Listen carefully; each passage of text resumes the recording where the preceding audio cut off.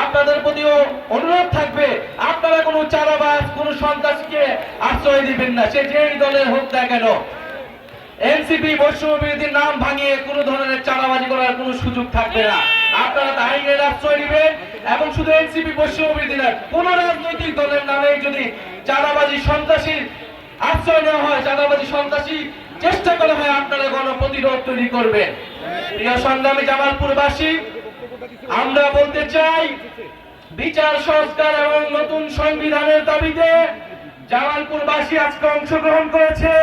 আমরা খুব শীঘ্রই ঢাকায় পৌঁছাবো। আমাদের যে 64 জেলার পদযাত্রা সেটি শেষ হতে যাচ্ছে। আমরা বিভিন্ন জায়গায় বাধার শিকার হয়েছি। গোপালগঞ্জে মুজিববাদী সন্ত্রাসীরা আমাদের উপর হামলা করেছে এবং চকরিয়া সহ বিভিন্ন জায়গায় আমাদের উপরে হামলার চেষ্টা করা হয়েছে, আমাদের মঞ্চ ভাঙচুরের চেষ্টা করা হয়েছে। আমরা স্পষ্টভাবে বলতে চাই, বাধা অতিক্রম করে আমরা গণ অভ্যুত্থান করেছিলাম।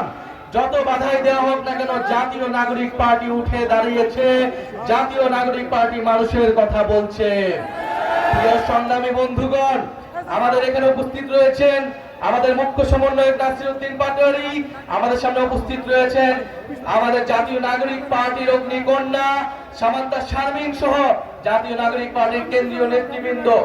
আজকে সময়ের স্বল্পতার কারণে সবাই কথা বলতে পারেনি, কিন্তু আমরা জানি জামালপুরবাসী আমাদেরকে সাদরে গ্রহণ করেছেন এবং এই জামালপুরের মাটি থেকে ইনশাআল্লাহ আমরা নতুন বাংলাদেশের যে আহ্বান, যে বার্তা দিয়ে গেলাম, আপনারা এই বাংলাদেশকে গড়ে তুলবেন, আপনারা জামালপুরে শক্তিশালী সংগঠন গড়ে তুলবেন। কারণ